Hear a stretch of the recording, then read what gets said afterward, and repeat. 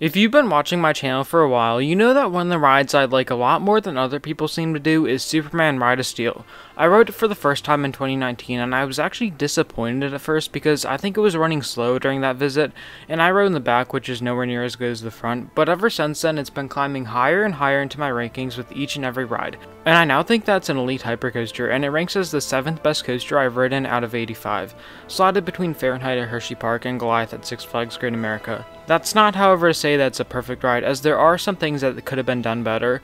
Today I'll be going over both the pros and cons of Superman Ride of Steel at Six Flags America, and in order to end on a high note, we'll start with the cons. First of all, with the cons, it's at a Six Flags park, so there isn't really any theming of any kind.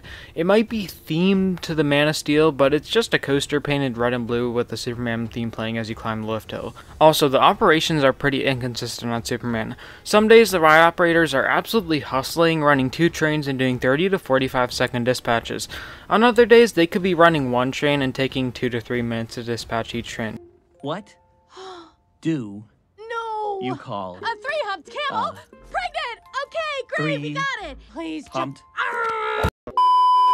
I should also mention that the operations are sometimes slowed because Ride of Steel is not the most friendly to tall people or horizontally challenged individuals. It's not uncommon to see people turned away because of the 6'4" height limit or because the restraints won't go far down enough. Another thing is that the trains have a lot of hard surfaces, like it has shin guards, these metal bars next to your legs, the metal bar between your legs, and if you're in the front row of a car, this hard plastic box thing in front of you. If you are a larger person and don't get in a comfortable riding position, the trains might be somewhat bothersome. About the actual ride experience though, I have very few negative things to say, but the most obvious one is of course the second helix.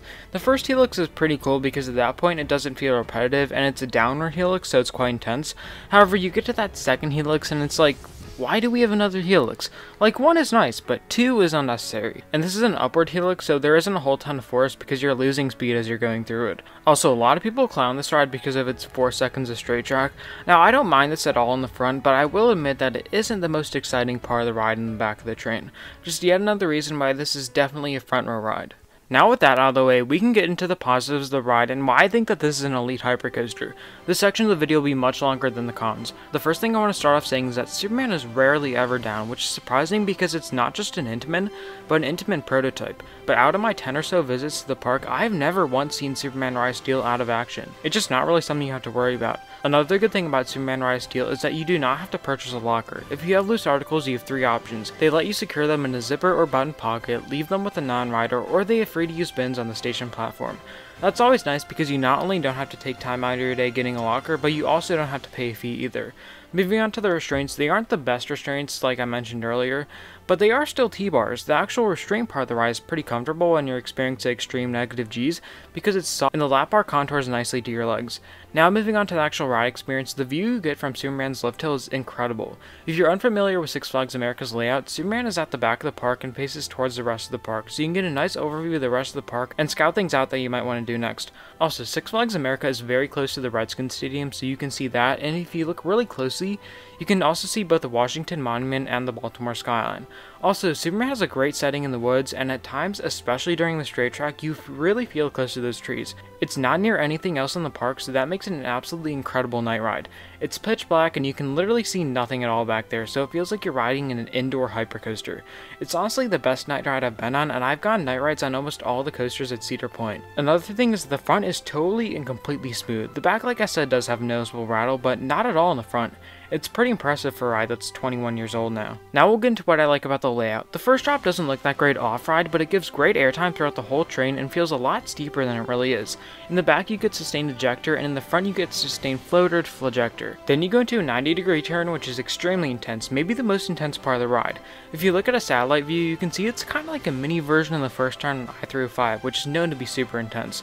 Then you go into the first camelback, which is the worst airtime hill in the ride, but it's still a good element.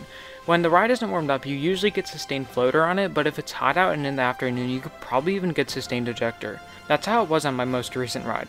Then on the step up into the first helix, you can get some decent airtime if the ride is warmed up, and it's a similar story to the step down out of the second helix. So then you hit the first helix, and unless you ride first thing in the morning, the helix is usually pretty intense. The number of Gs might not be the highest, but the Gs are so sustained, which can lead to a gray out in the second half of the helix. Then you hit the straight track, and this might be an unpopular opinion, but I actually really like this section as long as you're in the front. In the front you get that fantastic sense of speed. You at this point really haven't lost much speed at all, so it feels extremely fast, and the trees look much closer to you in person than on video. Right after that you go into the best element on the ride, which is this absolutely insane camelback. The pull up into it is surprisingly tight, so you're slammed with positive G's. Then you immediately get launched from that feeling into some of the most insane airtime out there. It's probably the second strongest airtime I've experienced, behind only some of the hills on Skyrush. I really don't have anything good to say about the second helix, so we'll move on to the final 3 hills, which also give some of the strongest ejector out there. People always talk about those final hills on Magnum, and those are amazing, but I'd honestly take these hills over the Magnum hills. The launch upwards is just as strong as on Magnum, but unlike Magnum, these moments are extremely sustained rather than just being quick pops. Then you hit the brakes with an extreme rate of speed, which just goes to show how good the pacing is on this ride, at least in how the speed is kept. Other than one large hill, the whole ride is very low to the ground, so the sense of speed is great throughout the whole thing and feels very similar to a ride like Millennium Force.